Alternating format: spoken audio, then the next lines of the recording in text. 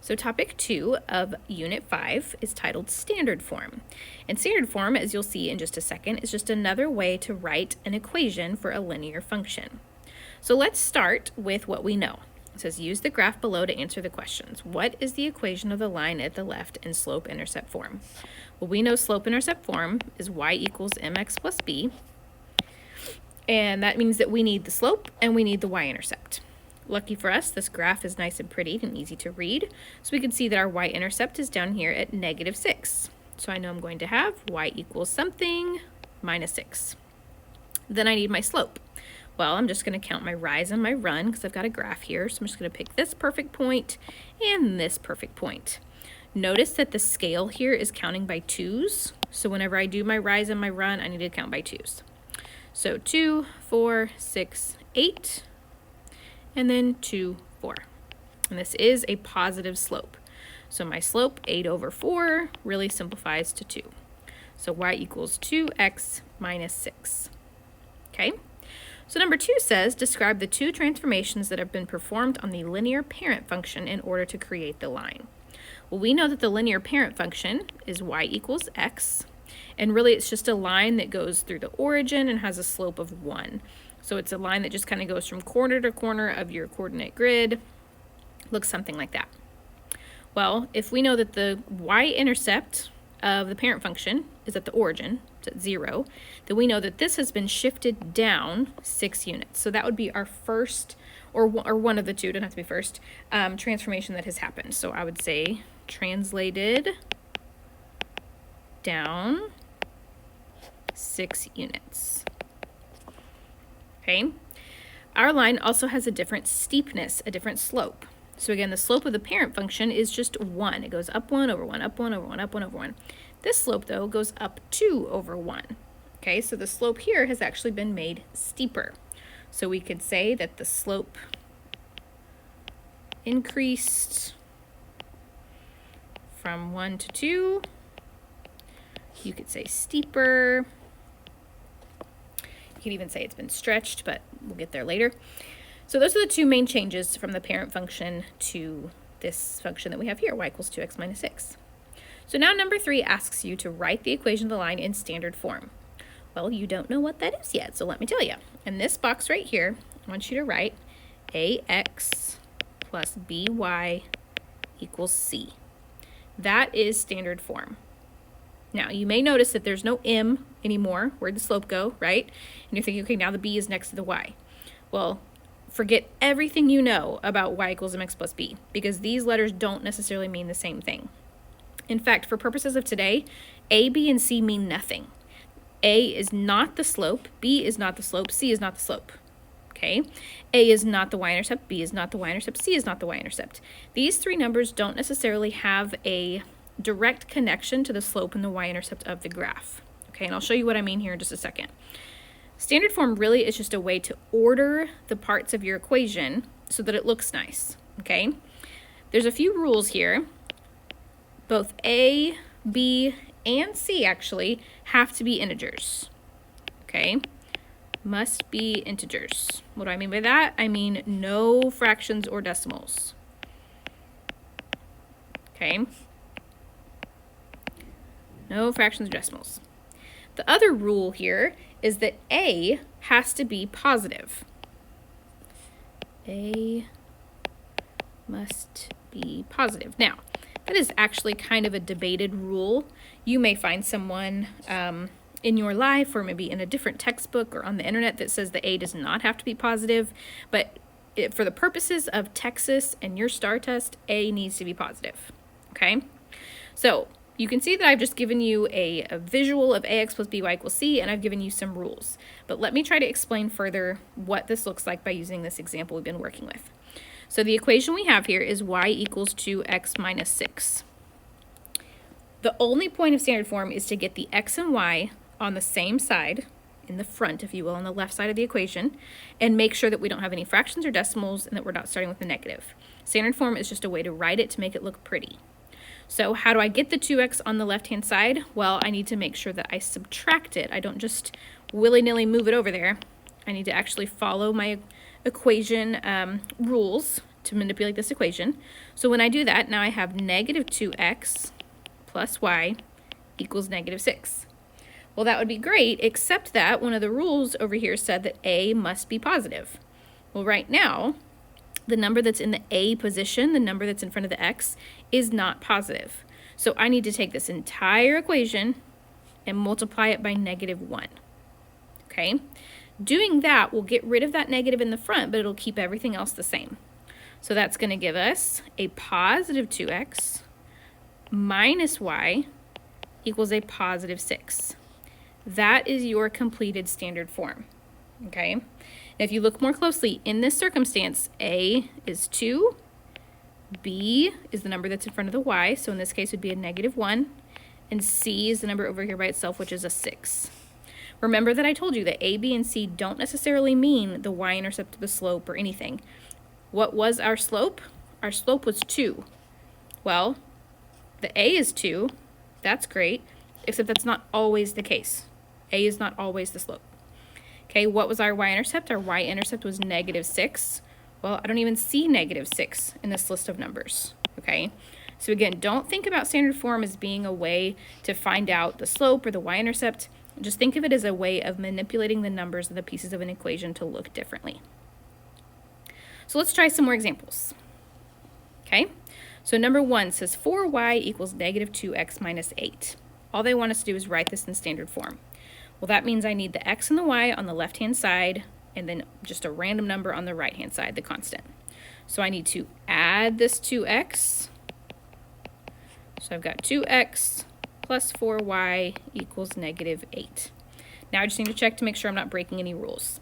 I don't have any fractions or decimal, and my a is positive, so I'm good to go. That is the standard form. Nice and easy. Okay? But again, if your teacher would look at you and say, okay, little Bobby, on number 1, what is the slope? You would not say an answer. You would say, I don't know yet, Mr. Shin or Mr. Salas. Let me figure that out. And you'd have to manipulate this back and forth and move things around until it looks like y equals mx plus b, because it's only then that you can see what the slope is. Okay?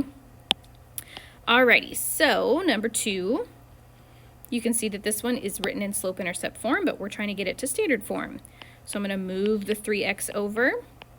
So negative 3x plus y equals negative 8. But again, I can't have that negative, so I'm going to multiply the whole thing by negative 1. So 3x minus y equals positive 8. Don't forget to distribute that negative to each piece of the equation. And there's my standard form. Okay, number 3, also in slope-intercept form, this one has a fraction. So this is going to be our first run-in with how to get rid of that fraction. No matter what, though, I need to start by moving it over to the left-hand side. So I'm going to subtract 1/4 x from both sides. Okay, now this equation is breaking 2 rules for standard form. I have a fraction and I have a negative at the beginning. Okay, so I definitely want to multiply this whole thing by a negative something, because that will get rid of that negative on the a. However, I also need to get rid of 1/4. Well, you might have done this already in your class this year, but we need to clear the fraction. The main way you do that is by looking at the denominator of the fraction you're working with. So I'm going to multiply everything by a 4 to get rid of the 1/4. Okay, and I do have to multiply everything. So negative 4 times negative 1/4, that's just going to give me a positive 1. I'm going to write the 1, but I'll take it off later. Negative 4 times positive y would be negative 4y. Moving it all the way across equals negative 8.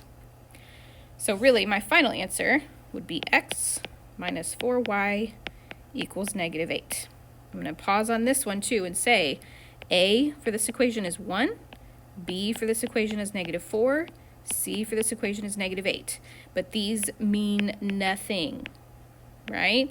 Look back at your original equation. What was the slope? The slope was 1/4. Do you see a 1/4 written in this list? Nope. What was the y-intercept? It was a 2. Well, I don't see a 2 in this list anywhere. Again, these mean nothing. It is only when an equation is in slope-intercept form that you can find the slope or the y-intercept. Okay? This is just a pretty way of writing the equation. Alrighty, if you're feeling confident, feel free to pause this video and work ahead of me, and then you can just kind of fast forward to see if you are getting them right. But do make sure that you check your work as you go, because we're going to be making the problems a little bit more complicated as we go through them. All right, so number 4. Again, I need to move my x over. So I'm going to subtract 0.5x from both sides.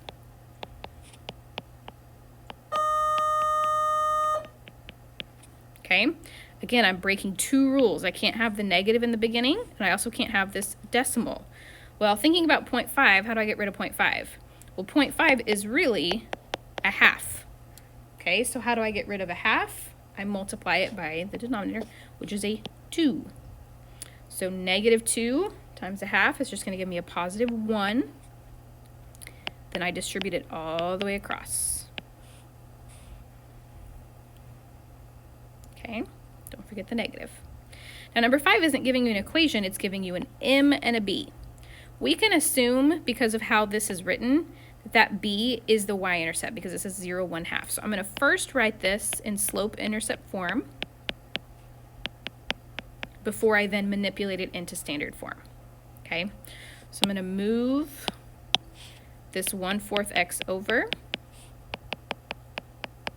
which it's great because that's positive. However, I still have the fractions here, so I need to get rid of these fractions. Well, on this problem, you may say, okay, I've got a 1/4 and a 1/2. How do I get rid of these fractions if they have different denominators, right? Well, you just want to choose their least common multiple. So between 2 and 4, their least common multiple is a 4. Multiplying by 4 is going to definitely get rid of the 1/4, but it's also going to get rid of the 1/2 because 4 is a multiple of 2. So distribute that into each piece of the equation, and we get 1x plus 4y equals 2. Remember, you do have a calculator available to you if multiplying fractions is something that you feel like you've always struggled with. You have that calculator to check you. Remember that the multiplying fractions rules, 4 times a half, you can always put that 4 over a 1, and then you just go straight across. 4 times 1 is 4, 1 times 2 is 2, 4 over 2 simplifies to a 2. But you have the luxury now of using a calculator if you just want to check it that way. Alrighty, so here's a perfect example of what I've been talking about. It says find the slope and y-intercept of the equation written in standard form below.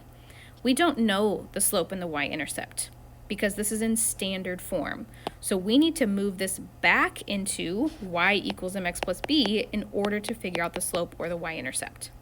So I'm going to move the x back over away from that 5y. So I'm going to subtract 6x from both sides.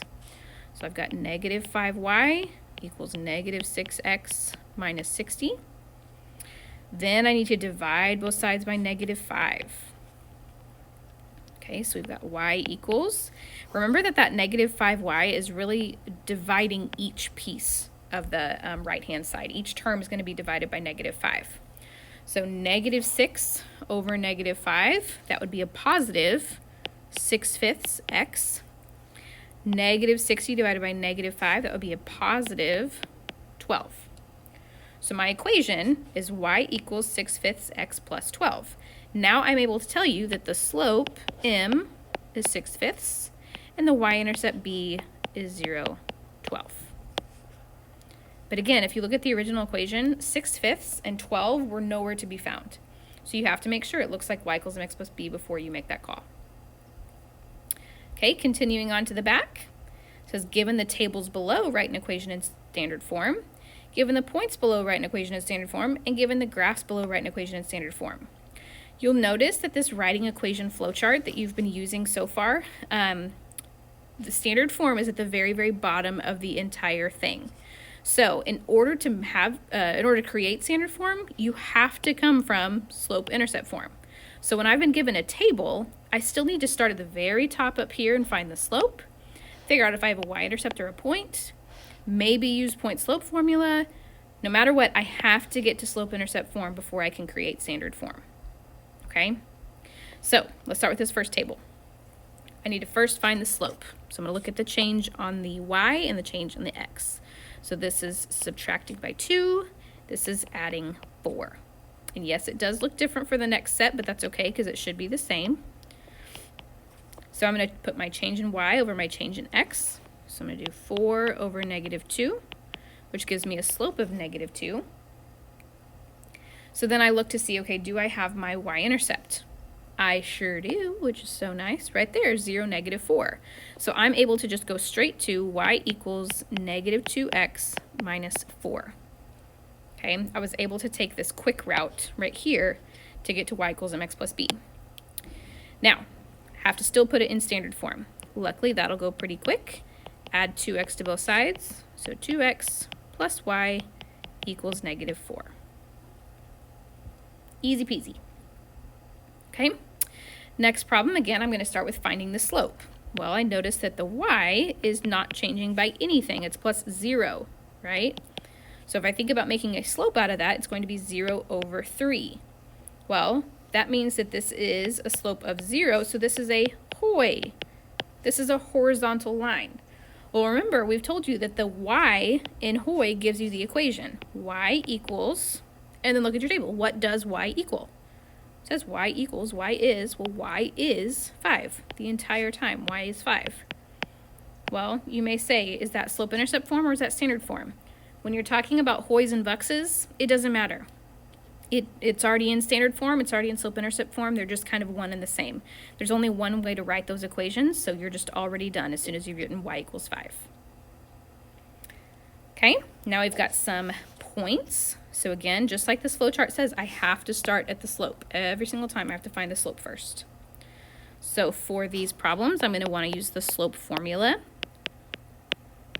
So y2 minus y1, 12 minus 4, over 1 minus a -3, which would be plus 3. So I've got 8/4, which is a slope of 2. Then do I have my y-intercept? Unfortunately, I do not. So I have to use point slope form. I'm just going to use my first point here. So y minus 4 equals 2, x minus a -3. So then I'm going to distribute my 2. So y minus 4 equals 2x plus 6. Don't forget to distribute. Add your 4 to both sides. Y equals 2x plus 10. Okay, so I've gone through my flow chart. I've done slope. I've done a point. I've done point slope. I'm at slope-intercept. I still now need to change it into standard form. So I need to move that 2x over. I'm going to subtract 2x. But now I have a negative in front, so I'm going to multiply everything by -1. So that gives us 2x minus y equals -10. Let's pause for just a second and reflect on all the steps we had to do for that problem.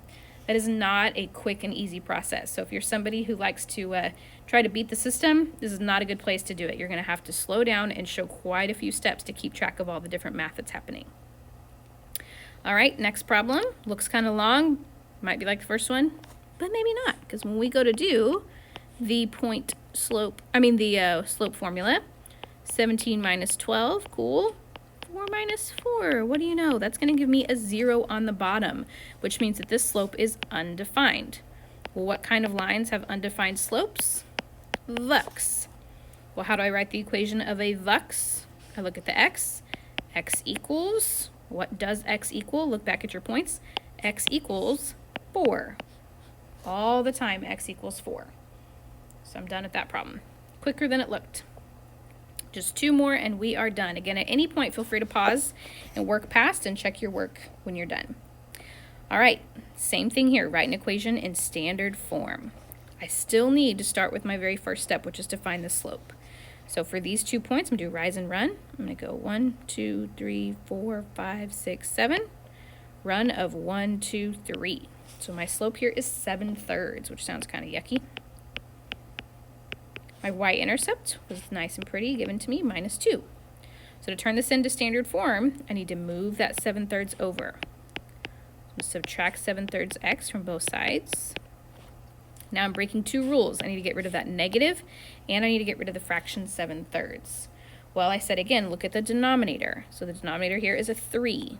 If we multiply by that 3, it's kind of going to cancel out, right? So then I'm going to end up with positive 7x minus 3y equals positive 6. Okay?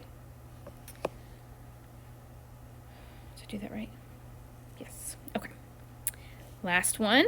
Again, I need to start with my slope. So I'm going to do my rise and my run here. Rise 1, 2, 3.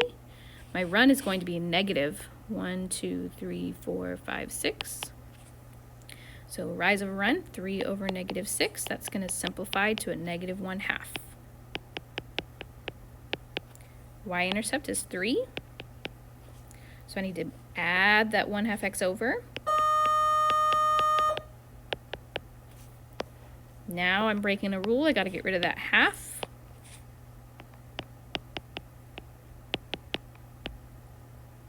And there's my final standard form. All right, remember when you have a video like this, you have the luxury of going back and re-watching any part of it. If you have any questions, don't hesitate to ask your teacher and get some extra help or extra practice.